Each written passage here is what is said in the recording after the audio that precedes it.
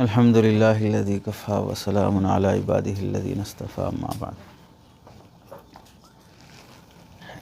اللہ کا مقبول اور محبوب بندہ بننے کے لیے جن صفات کی ضرورت ہوتی ہے ان میں سے ایک چیز ہے خوف و خشیت، اللہ کا ڈر، تقوی، اور اللہ کے ڈر سے انسان کا دل نرم ہونا اور رونا آنا، یہ بھی مقبول بننے کے لیے ضروری ہے۔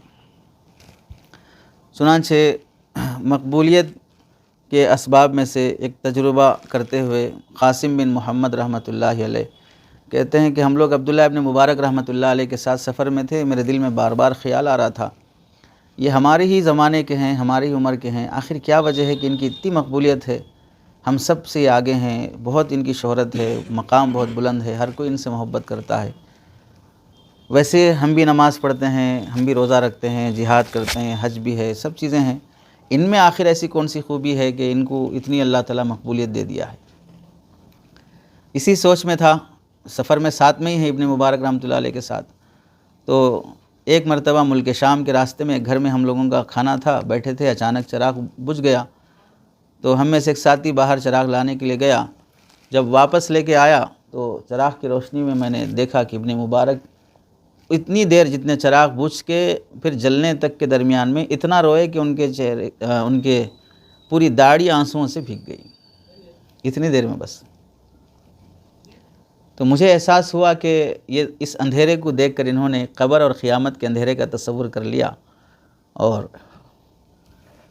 فوراً ان پر رقت طاری ہو گئی۔ تو مقبولیت عند اللہ کے لیے خوف لازم ہے، خوف و خشیت ہی ہے جو اس سے انسان گناہوں سے بچ سکتا ہے۔ اگر اللہ کا ڈر نہ ہو تو کوئی قانون اسے بچا نہیں سکتا، چاہے حکومت کا ہو، چاہے سماج کا ہو، چاہے ادارے کا ہو، کوئی بھی قانون انسان کو گناہوں سے نہیں بچا سکتا جب تک کہ اسے اندر سے اللہ کا ڈر نہ ہو۔ آدمی چھپ کے گناہ کرے گا، قانون سے بچ کے گناہ کرے گا، لیکن کرے گا۔ اگر حقیقی معنی میں اللہ کا ڈر ہو تو پھر انسان تنہائی میں بھی بچے گا گناہ سے۔ تو خوف و خشیت بہت اہم چیز ہے انسان کو ولی اور مقبول بندہ بنانے کے لیے۔ کئی آیات میں اللہ نے فرمایا وَأَمَّا مَنْ خَافَ مَقَامَ رَبِّهِ وَنَهَى النَّفْسَ عَنِ الْهَوَىٰ فَإِنَّ الْجَنَّةَ هِيَ الْمَأْوَىٰ۔ من خاف مقام ربه، رب کے سامنے کھڑے ہونے سے ڈرا، اپنے آپ کو خواہشات سے، اپنے نفس کو خواہشات سے روکے رکھا، تو جنت اس کا ٹھکانہ ہے۔ ان الذین هم من خشیۃ ربهم مشفقون، جو لوگ اپنے رب کے خوف سے اندیشے میں رہتے ہیں جنت الفردوس کے وہی مستحق ہیں۔ علماء کی صفات میں تو خاص طور سے ذکر کیا گیا انما یخشی اللہ من عبادہ العلماء۔ حضرت حسن بصری رحمۃ اللہ علیہ نے اس آیت کی تفسیر میں لکھا ہے کہ عالم وہ شخص ہے جو خلوت اور جلوت میں اللہ سے ڈرے، اور جس چیز کی اللہ تبارک و تعالیٰ نے ترغیب دی اس کو وہ مرغوب ہو، اور جس کو اللہ نے مبغوض قرار دیا اس سے وہ نفرت کرے۔ عالم وہی ہو سکتا ہے۔ تو حسن بصری رحمۃ اللہ علیہ کی تعریف کے حساب سے دیکھیں، ہم خلوت اور جلوت میں اللہ سے ڈرتے ہیں، اللہ کی محبوب چیزیں ہمیں محبوب ہیں، اس کی مبغوض چیزیں ہمیں مبغوض ہیں، نہیں ہیں یہ سب صفات، تو ان کی تفسیر کے لحاظ سے تو ہم عالم کہلانے کے قابل نہیں ہیں، چاہے ہمیں بڑے سے بڑا ادارہ سند دے کر ظاہری علم کے لحاظ سے پاس کر چکا۔ ربیع ابن انس فرماتے ہیں رحمۃ اللہ علیہ، جس کے دل میں اللہ کی خشیت نہ ہو وہ عالم کہلانے کے لائق ہی نہیں ہے۔ حضرت ابو مسعود رضی اللہ تعالیٰ عنہ فرماتے ہیں بہت سی باتیں بیان کرنے کا نام علم نہیں ہے، علم یہ ہے کہ جس حالت میں رہو اللہ سے ڈرتے رہو۔ خشیت کی زیادتی دراصل علم ہے۔ سفیان ثوری رحمۃ اللہ علیہ فرماتے ہیں اللہ کا خوف ہی انسان کو عبادت کا حوصلہ دیتا ہے، اور اس کی قوت ہی انسان کو عبادت پر کھڑا کر سکتی ہے۔ اس لیے خوف ہونا چاہیے۔ خوف نہیں ہے، آدمی چھپ چھپ کے گناہ کر رہا ہے، موبائل میں گندی چیزیں دیکھ رہا ہے، نامناسب حالتوں میں پکڑا جا رہا ہے، یہ سب چیزیں خوف نہ ہونے کی وجہ سے۔ اور ایسے عالم سے اللہ تعالیٰ عام طور سے کام بھی نہیں لیتے ہیں، جس کا تعلق اس سے ہے ہی نہیں ہے، وہ اس کا کام کیوں لیں گے؟ دین کا کام کرنا ہے، علم کا کام کرنا ہے، لیکن جس دین کا کام کرنا ہے اسی اللہ سے تعلق نہیں ہے، تو کیا خاک دین کا کام لیں گے؟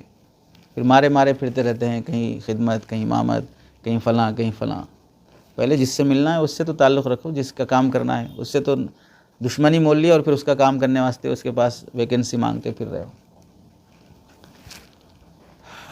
اور جس کے دل میں اللہ کی خشیت ہوتی ہے اس کا دل نرم ہوتا ہے، اور جس کا اظہار آنسوؤں سے ہوتا ہے۔ گناہوں کی آگ کو دنیا کے سمندر نہیں بجھا سکتے جس کو آنسوؤں کے قطرے بجھا دیتے ہیں۔ خشیت کے اثر سے نکلے ہوئے آنسوؤں کے قطرے اللہ کو بڑے محبوب ہوتے ہیں۔ حدیث میں آپ علیہ السلام نے بھی فرمایا کہ جس شخص نے اللہ کو یاد کیا اور اس کے ڈر سے اس کی آنکھیں بھر آئیں، یہاں تک کہ زمین پر اس کا آنسو گر پڑے، تو اس کو قیامت میں اللہ عذاب نہیں دیتے۔ کہیں فرمایا جو شخص اللہ کے خوف سے روئے گا وہ جہنم میں داخل نہیں ہوگا، یہاں تک کہ جانور کے تھن سے نکلا ہوا دودھ دوبارہ تھن میں نہ چلا جائے، اور یہ محال ہے تو اس کا جہنم میں جانا بھی محال ہے۔ حضرت ابو ہریرہ رضی اللہ تعالیٰ عنہ نقل فرماتے ہیں، جب یہ آیت نازل ہوئی افمن ھذا الحدیث تعجبون وتضحکون ولا تبکون، اس بات سے تم تعجب کرتے ہو، ہنستے ہو، روتے نہیں ہو، سن کر اصحاب صفا اتنا روئے کہ ان کے آنسوؤں کے چہرے ان کے آنسو ان کے چہروں اور رخساروں پر بہنے لگے۔ آپ علیہ السلام نے ان کی آواز سنی تو آپ کو رونا آ گیا۔ آپ کو روتا دیکھ کر سب اہل مجلس پر گریہ طاری ہو گیا۔ آپ نے فرمایا اللہ کے ڈر سے رونے والا جہنم میں نہیں جائے گا، گناہ پر اصرار کرنے والا جنت میں داخل نہیں ہوگا۔ اگر تم گناہ نہ کرو تو اللہ تعالیٰ ایسی قوم پیدا فرمائیں گے جو گناہ کرے گی، پھر اللہ تعالیٰ اسے مغفرت سے سرفراز کریں گے۔ چونکہ کیفیت ایسی بن گئی تھی کہ صحابہ صرف ایک آیت سن کر اتنا رو گئے کہ ساری محفل رونے لگی، تو تسلی دینے کے لیے آپ علیہ السلام نے فرمایا گناہ پہ اصرار نہیں ہے نا جنت میں جاتے، گناہ پہ اصرار ہو گیا جہنم میں جاؤ گے۔ آپ علیہ السلام جو معصوم ہیں، آپ کے اندر کیسی خشیت تھی۔ فرماتے ہیں ایک صحابی نے فرمایا اس حال میں نے نبی علیہ السلام کو نماز پڑھتے ہوئے دیکھا کہ رونے کی وجہ سے آپ کے سینے مبارک سے ایسی آواز آ رہی تھی گویا چکی چل رہی ہو، دیگچی پر کوئی چیز پک رہی ہو تو اس کے کھولنے کی جیسے آواز ہوتی تھی، آپ کے سینے سے بھی ویسی آواز نکلتی تھی رونے کی وجہ سے۔ آپ علیہ السلام ایک مرتبہ فرماتے ہیں، ابن عمر رضی اللہ تعالیٰ عنہ راوی ہیں، کہ دو چیزیں اللہ کے نزدیک بہت عظیم ہیں، اسے کبھی مت بھولنا۔ وہ کیا چیزیں ہیں؟ تو آپ نے فرمایا جنت اور جہنم۔ پھر دونوں کے حالات ذکر کیے، پھر اس قدر روئے کہ آپ کی آنسوں سے آپ کی داڑھی دونوں طرف سے بھیگ گئی اور آنسوں نیچے بہنے لگے۔ آخر میں فرمایا اس ذات کی قسم جس کے قبضے میں محمد کی جان ہے، اگر تمہیں آخرت کے ان حالات کا علم ہو جائے جن کو میں جانتا ہوں تو تم یہ نعمتیں چھوڑ کر جنگل میں چلے جاؤ گے اور اپنے سروں پر مٹی ڈالو گے۔ یعنی وہ تو ظاہر سی بات ہے، سب کچھ دیکھا ہوا ہے، رسول اللہ صلی اللہ علیہ وسلم کے لیے کوئی چیز چھپی بھی نہیں ہے۔ معراج کا سفر، تو جنت اور جہنم کا تذکرہ کر کے خود رونے لگے۔ تو ظاہر سی بات ہے جاننے والے شخص کو احساس ہوتا ہے، غافل کو کیا ہے، اسے جنازہ بھی سامنے رکھو پھر بھی نیند آئے گی اس کو۔ گھر میں جنازہ بھی ہو تو انسان کو نیند آ جاتی ہے، غفلت اور بے حسی کا عالم میں رہتا ہے۔ آپ علیہ السلام دعا مانگا کرتے تھے، اللہم ارزقنی عینین حتی لتین تبکیان بظروف الدمع وتشفیاننی من خشیتک من قبل ان تکون الدموع دما والازراس جمرا۔ اللہ مجھے ایسی آنکھیں عطا فرما جو آپ کے ڈر کی وجہ سے بہت زیادہ آنسوں بہا کر میرے دل کو سکون بخشیں۔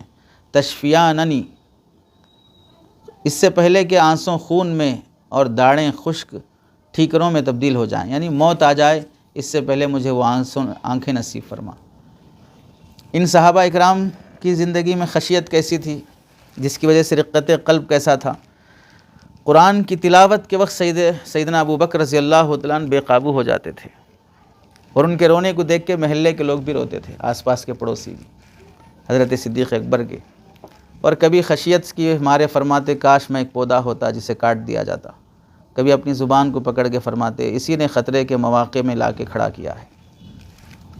یعنی انسان ایسے بول دیتا ہے جس سے اللہ کے ہاں پکڑ ہو جاتی ہے۔ حالانکہ انبیاء کے بعد جن کا مقام ہے وہ صدیق اکبر ہیں۔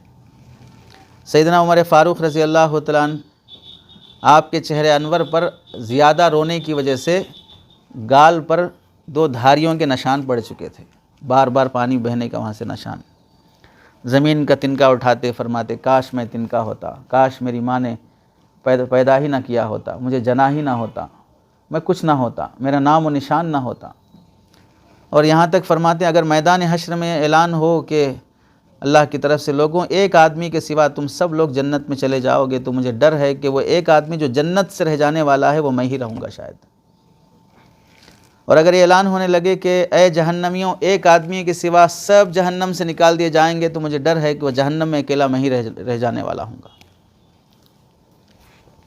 اتنا ڈر تھا یعنی جنت سے پیچھا رہ جانے والا بھی میں ہی ہوں، جہنم میں اکیلے رہ جانے والا بھی میں ہی ہوں۔ تو کیسا خوف رہا ہوگا. پوری دنیا پہ حکومت کر کے بھی اس کا ثواب کی امید نہیں رکھتے تھے. کچھ نہ ملے، عذاب بھی نہ ہو، جنت بھی نہ ملے، بس کافی ہے. حضرت عبداللہ ابن مسعود رضی اللہ تعالیٰ عنہ کی خشیت کا اندازہ اس سے ہوتا ہے. ایک مرتبہ فرمایا اتنے روئے کہ میں نے دیکھا کہ آپ اپنے آنسوؤں کو چلو میں بھر بھر کے دوسری طرف ڈالتے تھے. ابن مسعود رضی اللہ تعالیٰ. کیا عالم رہا ہوگا ان لوگوں کی خوف و خشیت کا. آج ہم میں سے کون ہیں، کتنے ہیں جسے تنہائی میں ایسا رونا آیا کہ چہرہ بھیگا ہو. حضرت سیدنا علی زین العابدین رحمۃ اللہ علیہ جب وضو فرماتے تو رنگ پیلا پڑ جاتا. گھر والے پوچھتے کیا وجہ ہے؟ جواب دیتے تمہیں پتہ ہے کس کے سامنے کھڑے ہونے کا ارادہ کر رہا ہوں. نماز کے لیے کھڑے ہوتے تو کپ کپی طاری ہو جاتی. کیوں اس طرح؟ تو فرماتے تمہیں پتہ ہے کس کے سامنے کھڑے ہو کر میں مناجات کر رہا ہوں. جتنا آدمی معرفت والا ہوتا ہے اتنا اسے خشیت نصیب ہوتی ہے. اب پہچانتا ہی نہیں سانپ کیا ہے، بچھو کیا ہے، زہر کیا ہے. تو بچہ جانتا نہیں تو ہر چیز میں ہاتھ ڈال دیتا ہے. ویسے بندہ بھی جانتا نہیں ہے تو ہر گناہ میں ہاتھ ڈال دیتا ہے. گناہ کا وبال، گناہ سے اللہ کا غضب اور غصہ کتنا ہوتا ہے وہ جانے گا تو اس طرح کی حرکتیں نہیں ہوتی. عمر بن عبدالعزیز رحمۃ اللہ علیہ ایک مرتبہ روئے. انہیں دیکھ کر ان کی اہلیہ فاطمہ بھی رونے لگیں. دیگر لوگ بھی دیکھ کے رونے لگے. کسی کو پتہ نہیں کہ بھئی کیوں رویا جا رہا ہے، وجہ کیا ہے. جب رونا ختم ہوا تو بیوی نے شوہر سے پوچھا عمر بن عبدالعزیز رحمۃ اللہ علیہ سے کیا وجہ سے روئے. تو فرمانے لگے مجھے یہ خیال آ گیا کہ ایک دن ساری کائنات کے لوگ اللہ کے سامنے حاضر ہوں گے. ان میں ایک جنتی ہوگا، ایک جہنمی ہوگا. مجھے پتہ نہیں کہ میں کس میں سے ہوں گا. اتنا فرمایا اور چیخ مار کے بے ہوش ہو کے گر گئے. یہ وہ تھے جنہیں خلیفہ راشد کہا جاتا ہے، جن کے انصاف کا آج بھی تذکرہ ہے. لیکن خشیت کیسی ہے. ہمیں تو دعاؤں میں بھی یہ نعمت نصیب نہیں ہے جو ان کو عام حالات میں نصیب تھی. امام ابو حنیفہ رحمۃ اللہ علیہ جن کے ہم پیروکار ہیں، رونے کی آواز رات بھر گھر سے باہر تک سنائی دیتی.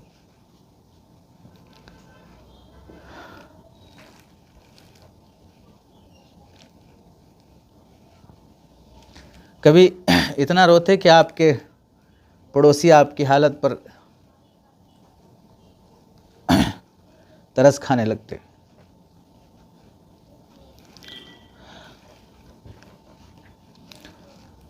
یحییٰ ابن سعید رحمۃ اللہ علیہ کہتے ہیں کہ اللہ کی قسم ہم نے کئی بار ابو حنیفہ کے ساتھ بیٹھا، مجالست نصیب ہوئی ہے.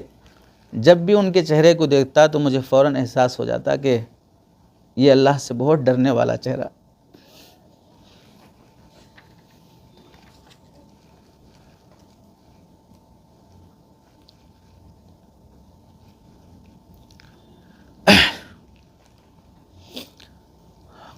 قاسم بن مان رحمۃ اللہ علیہ یہ فرماتے ہیں ایک مرتبہ رات میں امام ابو حنیفہ نے یہ آیت پڑھی بل الساعۃ موعدہم والساعۃ ادھیٰ وامر. بلکہ قیامت ہے ان کے وعدے کا وقت اور وہ گھڑی بڑی آفت اور بڑی کڑوی ہے. یہ آیت پڑھتے رہے اور پوری رات روتے رہے.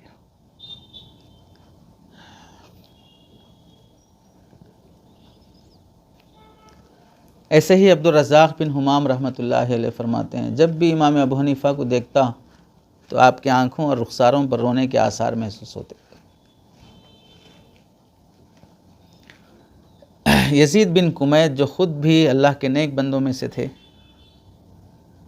وہ خود فرماتے ہیں کہ امام ابو حنیفہ سے زیادہ خشیت والا میں نے بہت کم دیکھا ہے. کتنا آسان ہے ایسی شخصیتوں پہ آج انگلیاں اٹھا دینا.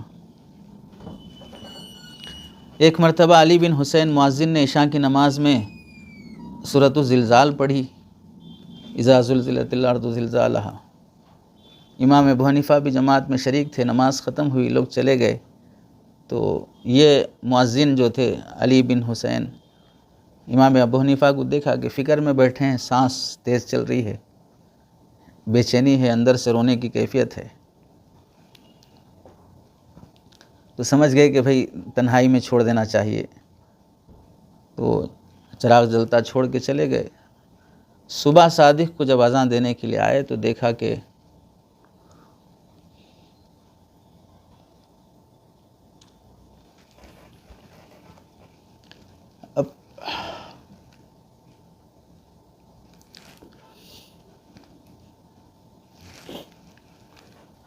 اپنی داڑھی کو پکڑ کر یہ دعا کر رہے ہیں، اے وہ ذات جو رائی کے دانے کے برابر بھلائی کا بدلہ دیتی ہے، بھلائی سے دیتی ہے، اور اے وہ ذات جو رائی کے دانے کے برابر برائی کا بدلہ برائی سے دینے والی ہے، تو اپنے بندے نعمان کو جہنم اور جہنم سے قریب کرنے والی چیزوں سے نجات عطا فرما۔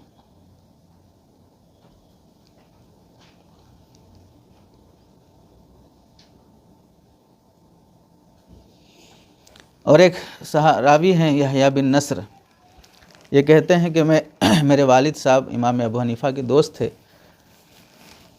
جس بنا پر کبھی کبھی امام صاحب کے یہاں رات میں سو جایا کرتے، تو میں دیکھتا کہ امام ابو حنیفہ پوری رات نماز میں مشغول رہتے، اور میں چٹائی پر ان کے آنسوؤں کی گرنے کی آواز اس طرح سنتا گویا کہ بارش ہو رہی ہو۔ کیسا خوف رہا ہوگا ان لوگوں کا۔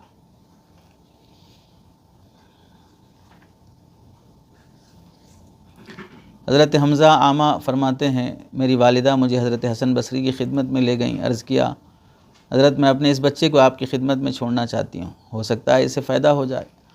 حضرت حمزہ کہتے ہیں حضرت حسن بصری نے اجازت دے دی، میں رہنے لگا۔ ایک دن آپ نے مجھ سے فرمایا، بیٹے آخرت کی بھلائی حاصل کرنے کے لیے ہمیشہ فکر مند رہو، امید ہے فکر مند رہو گے تو اپنے مقصد تک پہنچ جاؤ گے۔ تنہائی کے لمحات میں رویا کرو، امید ہے کہ اللہ تعالیٰ تمہاری حالت پر، تمہارے آنسوں بہانے پر ترس کھائیں اور تمہیں کامیاب کر دیں۔ یہ اپنے پاس رہنے والے خادم کو نصیحت ہے، خادم کا بیان ہے۔ خود حضرت حسن بصری کا حال یہ تھا، جب بھی ان کو گھر میں جاتا دیکھا تو ہمیشہ روتے ہوئے پایا، کبھی لوگوں کے مجمع میں دیکھا تو وہاں بھی رقت طاری اور روتے ہوئے دیکھا، نماز کی حالت میں کھڑے ہوئے دیکھا تو رونے کی آواز سنائی دیتی، ہر جگہ رونے کی کیفیت دیکھا تو مجھ سے رہا نہ گیا، میں نے پوچھا کہ حضرت آخر اتنا کیوں روتے ہیں؟ یہ سن کر پھر رونا آ گیا انہیں، اور فرمایا بیٹے اگر مومن نہ روئے تو آخر کیا کرے؟ یہ رونا ہی رحمت کی طرف دعوت دینے والا ہے، اس لیے اگر تم سے ہو سکے تو ساری عمر بس روتے ہی گزار جاؤ، کیونکہ اللہ جب تمہیں اس حال میں دیکھیں گے تو تم پر نظر رحمت فرمائیں گے اور تمہیں جہنم سے نجات دلائیں۔ مستقل علماء نے کتابیں لکھی ہیں الرقۃ والبکاء کے نام سے، کیسے کیسے رویا ہے امت کے اسلاف نے۔ رونے کے لیے کرنا کیا ہے، کس وجہ سے بندے کو رونا آئے؟ تو اس کے اسباب ہیں۔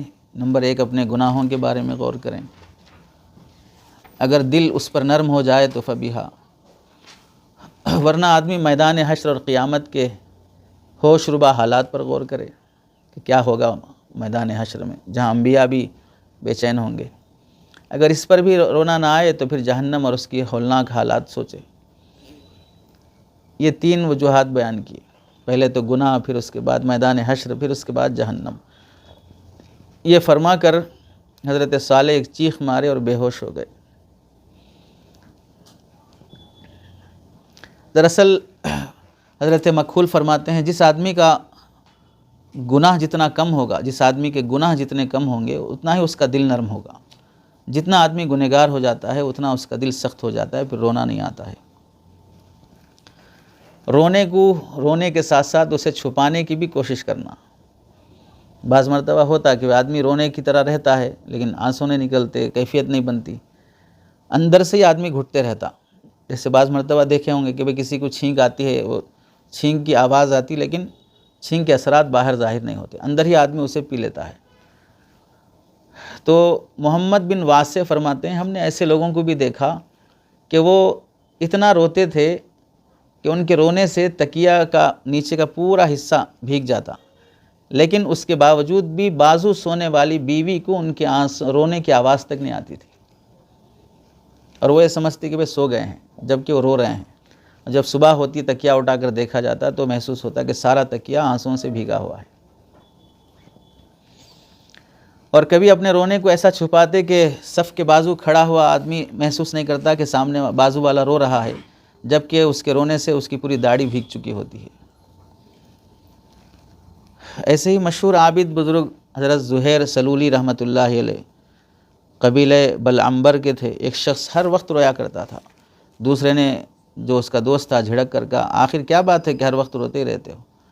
اس نے اس کا جواب دیا بقیت علی الذنوب لعظم جرمی وحق لکل من یعصی البکاء فلو کان البکاء یرد ہمی لاسدت الدموع معا دماء. میں اپنے عظیم جرم کی وجہ سے گناہوں پر روتا ہوں، اور جو بھی اللہ کا نافرمان ہو اس پر رونا لازم ہے. اگر یہ یقین ہو جائے کہ رونا میری مشکلات کو ٹلا دے تو زمین میں خون کے خطرات آنسوؤں کے ساتھ دینے کے تیار ہیں، آنسوؤں کا ساتھ دینے کے تیار ہیں. یعنی میں اتنا روؤں گا کہ آنسوں ختم ہو کے خون آ جائے، پھر بھی میں رونے تیار ہوں، بس اتنا معلوم ہو جائے کہ آخرت کا عذاب ٹل جائے گا.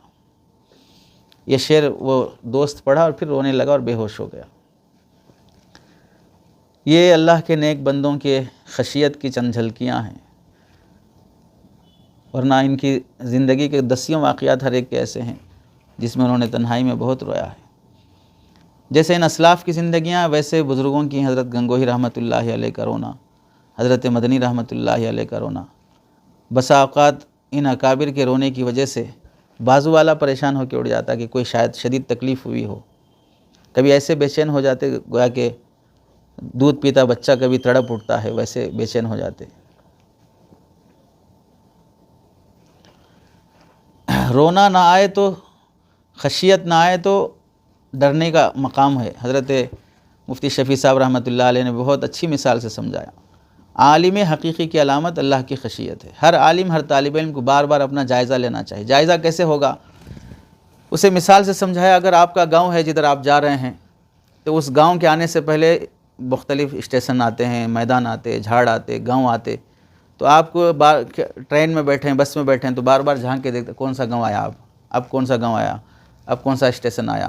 تو آپ کے منزل سے پہلے کے اسٹیشن جو آپ کو معلوم ہیں وہ آ رہے ہیں تو آپ بولتے ہیں ہاں اب یہ گاؤں آ گیا، اب یہ اسٹیشن آ گیا. اب اس کے بعد ہمارا سیکنڈ یا 20 کلومیٹر 40-100 کلومیٹر کے بعد اپنا گاؤں ہے. تو جو پہچانے ہوئے منزلیں آتی ہیں آدمی اس سے دیکھ کے مطمئن ہوتا. اب اگر باہر جھانکا، اپنا مانوس راستہ نظر نہیں آ رہا، وہ گاؤں نظر نہیں آ رہا، وہ اسٹیشن نظر نہیں آ رہا، تو آدمی بے چین ہوتا رہتا ہے، اس واسطے کہ اب جتنا ٹرین جائے گی اتنا میں اپنی منزل سے دور ہوتے جاؤں گا. تو ایسے ہی خشیت بھی اللہ تک پہنچنے کا ایک اسٹیشن ہے. اب جھانک کے دیکھتے رہو کہ تمہارے اندر وہ اسٹیشن علم حاصل کرتے ہوئے خشیت کا آ رہا کہ نہیں آ رہا. تو خشیت کا جو اسٹیشن ہے اس تک پہنچنے کے لیے اس سے پہلے بلکہ اس کے ساتھ تواضع ہے، انابت اللہ ہے، اتباع سنت ہے. یہ اسٹیشن ہیں جو خشیت کے اسٹیشن تک پہنچاتے. تو آدمی اگر اپنے خشیت والے اسٹیشن تک پہنچنے سے پہلے دیکھ رہا میرے اندر تواضع آ رہی، اللہ کی طرف رجوع ہونا، رونا، دعائیں مانگنا آ رہا ہے، مجھے اتباع سنت نصیب ہے، تو یہ میرے مانوس اسٹیشن ہے جو میں خشیت تک پہنچ رہا ہوں. میں اگر وہ نہیں آ رہا، بے فکری ہے، تکبر، انانیت ہے، حب جاہ ہے، نفس پرستی ہے، تو میرا راستہ بدل گیا. اب غلط راستے پہ میری گاڑی چل رہی ہے. تو یہ گاڑی اسے علم کی منزل تک نہیں پہنچا سکتی، جہاں پر اللہ اس کا رسول اسے ملیں گے یہ نہیں ہو سکتا. اس واسطے یہ اسٹیشن دیکھتے رہنا چاہیے. اور اللہ کے رسول نے دعائیں سکھائی، اللہم اقسم لنا من خشیتک ما یحول بیننا وبین معاصیک. اتنا خوف نصیب کر دے کہ ہمارے اور آپ کے نافرمانیوں کے درمیان